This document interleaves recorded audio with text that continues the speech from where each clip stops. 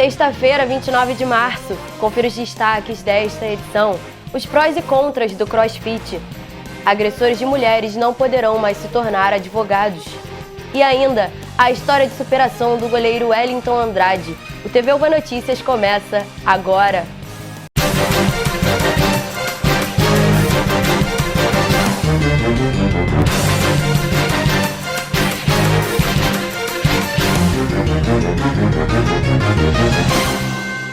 A OAB, Ordem dos Advogados do Brasil, não vai mais aceitar nos quadros de bacharéis em direito agressores de mulheres. A decisão foi motivada após vir a público o caso de Elaine Caparrós, que apanhou brutalmente durante 4 horas por um estudante de direito. A medida vale também para agressores de idosos, crianças, adolescentes e pessoas com deficiência física e mental. Mais detalhes na reportagem de Tayane Mello. O Conselho Federal da Ordem dos Advogados do Brasil decidiu que quem praticar violência contra a mulher não poderá tirar a carteira de advogado. O pedido foi feito pela Comissão Nacional da Mulher Advogada. O órgão entendeu que quem comete agressões não tem integridade moral para exercer a profissão. A diretora da Diretoria de Mulheres da OAB do Rio de Janeiro, que deu entrada no pedido, comenta a decisão. A gente tem alguns casos de violência contra a mulher, né, que foram trazidos para os conselhos da ordem no Brasil todo. Mas, recentemente, a gente teve um mais emblemático, que foi daquele estagiário de direito que fez uma tentativa de feminicídio e foi no Rio de Janeiro. Esse caso foi o que gerou, mais uma vez, uma vontade nas mulheres do Conselho Federal em tentarem normatizar esse assunto. Então, tudo isso contribui realmente para que a gente sensibilize o Conselho da Ordem, né, para que edite uma súmula dessa. O caso que comoveu a ordem foi a tentativa de feminicídio contra Elaine Caparrós. A paisagista foi brutalmente agredida pelo estagiário de direito Vinícius Batista. Eu fiquei muito feliz que eu tenha sido um estupim, vamos dizer assim, uma referência para que isso aconteça. Isso me traz um alívio, que a repercussão do meu caso trouxe luz para esse assunto, fez com que as esferas, né, governamentais, judiciais, dessem uma atenção especial e, graças a Deus, essa repercussão tá fazendo com que todo mundo se manifeste, se mova em favor do combate à violência, à agressão física contra a mulher, né? Física, psicológica, sexual, né? Contra a mulher, que é uma tendência mundial e a OAB está indo junto com essa tendência, né? Eu acho muito importante que o Brasil se atualize, né? Para comprovar estar de acordo com os princípios morais da profissão, os candidatos à prova da ordem têm que apresentar atestados de antecedentes criminais para se inscreverem. No nosso regulamento, a gente já tem uma coisa chamada idoneidade moral, que é um requisito para você conseguir a sua inscrição na OAB. Esse conceito é amplo, então a gente já poderia deixar de aceitar a inscrição de alguém por conta de violência contra a mulher. Mas isso não era muito aplicado. Então, o que a OAB quis fazer com isso? Uma pontuação clara, definitiva, de que violência contra a mulher é uma questão que gera inidoneidade moral àquela pessoa. Eu acho que é um recado moral muito importante que a OAB está dando para a sociedade. Nós não queremos, nos nossos quadros, advogados que pratiquem violência contra a mulher. Uma pessoa que está tirando bacharel de direito ou um advogado, ele vai pensar 10 vezes antes de levantar a mão para uma mulher. Ele é agressor, né? Ele era estudante. Então, só que eu fico até pensando que isso foi pro caso do meu agressor, né? Que ele acho que ia ser bacharel. Estudante de direito. Mas eu acho que deveria valer para outras profissões. Eu acho que isso devia ser uma regra no Brasil. A súmula aprovada pelo Conselho Federal da OAB vale em todo o território nacional, mas ainda pairam dúvidas sobre como ela será executada. Não é automático.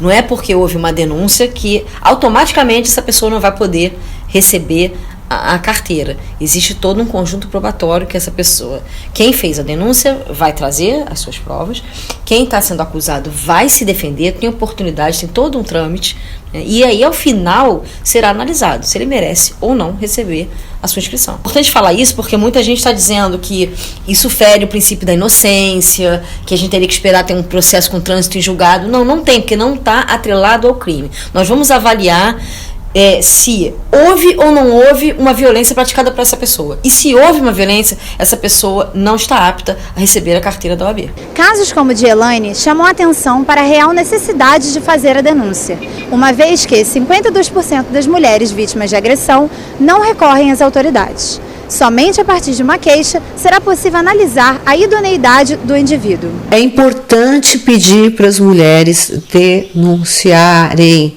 tanto nas autoridades competentes, mas com a entidade também. Quanto mais passos nós damos no sentido de mostrar que a violência contra a mulher ela é grave, que é uma violação de direitos humanos, todas essas pontuações elas ajudam muito a mulher, né, a se fortalecer, né, a perceber que ela precisa fazer as denúncias e ajuda a sociedade como um todo. Aconteceu isso comigo à toa, entendeu? Isso tem que ter algo mais, sabe, eu vejo como uma missão de passar essa mensagem. Eu não me sinto nem um pouco constrangida, nem envergonhada, nem humilhada de ter rompido o silêncio e exposto a minha situação, nem um pouco, porque eu quero que isso seja realmente uma lição que faça as pessoas pensarem muito bem. No último dia 24, a Anatel, Agência Nacional de Telecomunicações, iniciou o bloqueio de celulares irregulares em 15 estados do Brasil. A medida faz parte de um projeto chamado Celular Legal. Entenda melhor na reportagem a seguir. A Agência Nacional de Telecomunicações, Anatel, iniciou no último domingo, dia 24, o bloqueio de celulares sem certificação em 15 estados, nas regiões Norte, Nordeste e Sudeste do país. A medida faz parte de um projeto chamado Celular Legal, da agência reguladora, na qual enviou mensagens a 431.446 e bloqueou o funcionamento de 244.217 aparelhos em todo o território nacional. No Rio, 38.500 celulares já tiveram suas atividades suspensas. Aloísio Santos trabalha com assistência técnica e explica sobre o e-mail e a importância do bloqueio. O e-mail é uma numeração como se fosse uma identidade do próprio aparelho. Ele tem essa identificação. A maioria dos aparelhos nacionais do Brasil, o e-mail começa com 35.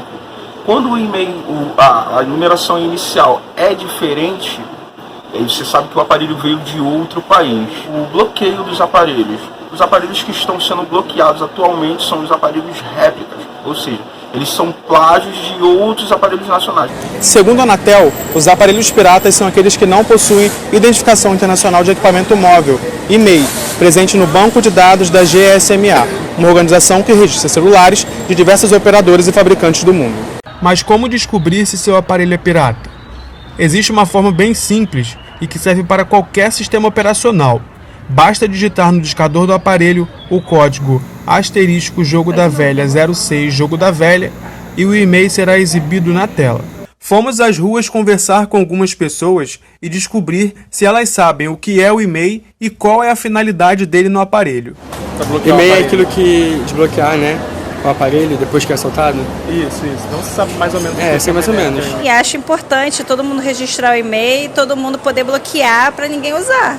E também não comprar aparelho roubado. Conheço o que é o e-mail, é o número que vem no aparelho, né, que você tem que informar. Eu nunca tive o aparelho furtado, mas sei que funciona, que você tem que informar para bloquear o aparelho, não é isso? Esses aparelhos que vêm de fora, eles são originais, mas quando você comprar lá fora, você tem que pedir para desbloquear o e-mail para ser global. Você pode usar ele em qualquer lugar do mundo, que ele vai funcionar normalmente com o chip da operadora do lugar onde você está. A orientação da Anatel para quem recebeu a mensagem é procurar a empresa ou a pessoa que vendeu o telefone, a fim de procurar seus direitos como consumidor. Também é possível consultar a situação do aparelho no site do projeto. O CrossFit é um esporte derivado de vários outros, como atletismo, ginástica olímpica e levantamento de peso. Porém, o resultado da combinação de diferentes exercícios pode gerar algumas dúvidas quanto ao treino e performance durante as atividades. Na reportagem a seguir, você aprende um pouco mais sobre esse esporte que ganha cada dia mais adeptos. Criado nos Estados Unidos na década de 90, o CrossFit vem se popularizando entre os brasileiros cada vez mais. Mas o que é o CrossFit? Será que ele é benéfico para a saúde? Nós conversamos com o professor Aguinaldo de Sena para saber mais. Então, o CrossFit, como é um exercício físico, ele vai trazer benefícios para a sua saúde, porque combate o sedentarismo, combate a diabetes, doenças causadas pela inatividade do corpo e também pelo envelhecimento, né? Se você faz atividade física, tem um envelhecimento mais saudável e também traz benefícios para a saúde mental. Tem a galera que quer melhorar a estética do corpo e tem galera que vem pela saúde. Então, eu diria que vai depender.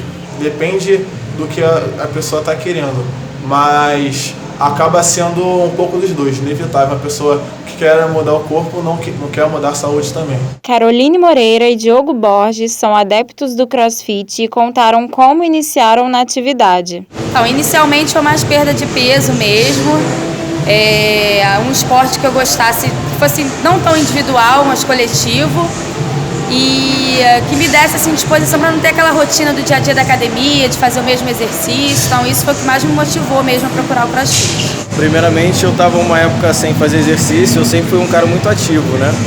Mas aí eu estava procurando atividade diferente, estava meio cansado de academia, na mesmice. Aí procurei o CrossFit, que aqui na área não tinha, quando abriu aqui facilitou. Diferença tanto no meu dia a dia de querer vir para cá, assim, eu não preciso ter desculpa para não treinar. Meu corpo mudou pra caramba, eu cansei de fazer academia, pagava personal e tudo, e não era totalmente diferente. Então assim, a diferença para mim, tanto mental quanto física, foi bem melhor. É porque aqui é um treino bem completo, né? Não só a gente pega peso, mas tem a parte do cardio também. Então, nos primeiros meses já senti melhora do condicionamento e tal. O treinador Aguinaldo de Sena falou ainda da importância da alimentação para os atletas de CrossFit. Então, a alimentação é como se fosse a gasolina. Você precisa ter gasolina para o seu carro se movimentar. Então, se você não tem alimentos adequados para o seu corpo, você não consegue render, não consegue fazer as atividades do CrossFit. São atividades intensas.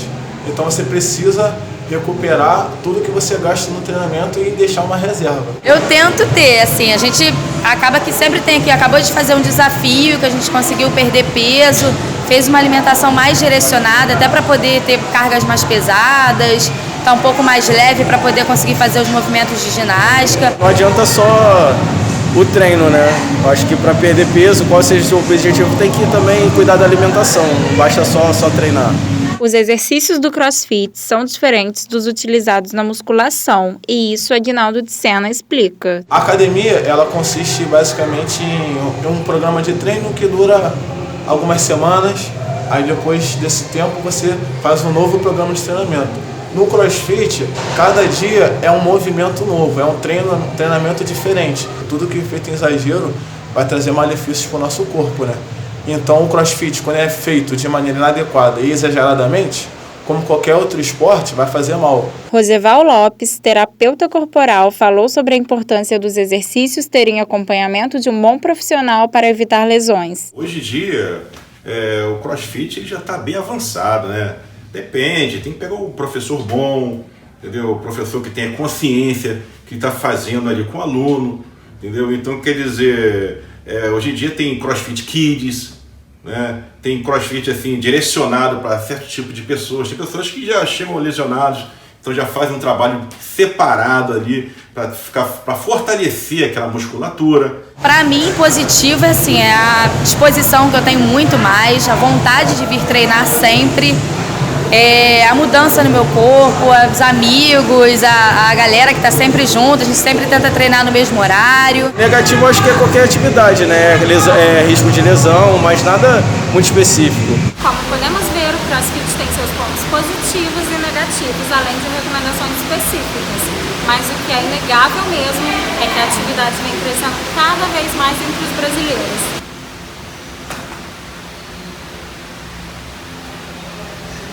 O goleiro Wellington Andrade ficou marcado negativamente após sofrer 7 gols em uma única partida quando defendia o Vasco da Gama em 2005. Hoje, Wellington deu a volta por cima defendendo o gol do Flamengo no beach soccer. O goleiro trocou de esporte, se naturalizou português e já foi eleito 2 vezes melhor do mundo na posição. Nosso repórter Eric Guimarães entrevistou Wellington Andrade e conta mais sobre essa história de superação. Após um início conturbado no futebol de campo, Wellington Andrade renasceu no beach soccer, sendo destaque pelo Flamengo e pela seleção portuguesa, onde se naturalizou.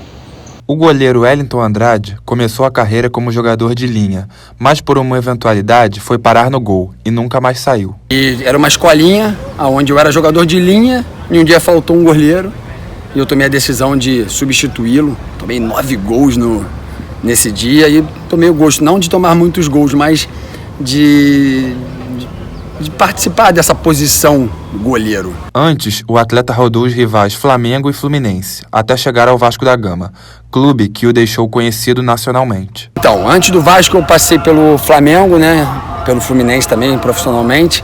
Me profissionalizei pelo CFZ, time do Zico. Então, nacionalmente, principalmente aqui no Rio de Janeiro, eu já comecei a ser um pouco conhecido. Meu trabalho, eu joguei no Bangu, campeonato estadual. E as pessoas começaram a ventilar meu nome em algumas equipes grandes. Tive a felicidade do Flamengo, onde o Zico me levou, o Fluminense, onde o Romário me levou, até que pintou a possibilidade do Vasco, que o Romário me levou também, mas eu vi politicamente uma chance maior de jogar. E aconteceu, né? Tive a felicidade de ser titular nessa equipe. O goleiro também falou sobre o famoso jogo pelo Campeonato Brasileiro de 2005, contra o Atlético Paranaense em Curitiba, onde sofreu 7 gols e ficou marcado pela torcida por essa partida. Uma derrota expressiva, que realmente foi expressiva, mas para muitos, talvez o encerramento de um ciclo de carreira, podia encerrar a carreira, o cara não jogar mais, mas ainda bem que aconteceu comigo, que tive a força e a motivação. Tenho aquele jogo como motivação para a minha carreira. Muitas coisas boas aconteceram depois daquele jogo, por incrível que pareça, não imediatamente, mas eu pude colher frutos daquilo que eu fiz anteriormente desse jogo, que engraçado que ninguém fala, né? Que foi o jogo contra o Corinthians, o jogo contra o Flamengo, o jogo contra o Santos, onde pela imprensa eu sempre era eleito o melhor jogador em campo. Mas, como era amigo do Romário, o Romário que me levou, então o peixe do Romário ficou conhecido como o fracasso desse jogo. Após o Vasco, o goleiro rodou em alguns clubes, até chegar no Olympique de Marseille, equipe de grande porte na França, onde jogou 4 Champions League. Tive a chance de ir para a Europa, não fui diretamente para o Olympique de Marseille, né? Fui para o Ascoli da Itália, depois tive a felicidade de ir para o Rapid de Bucareste da Romênia, e aonde o Olympique de Marseille me comprou e eu pude ter a felicidade de jogar 4 Champions League. Após sair da equipe francesa, Wellington parou no beach soccer, onde é goleiro titular do Flamengo e se naturalizou português, sendo premiado 2 vezes o melhor goleiro do mundo.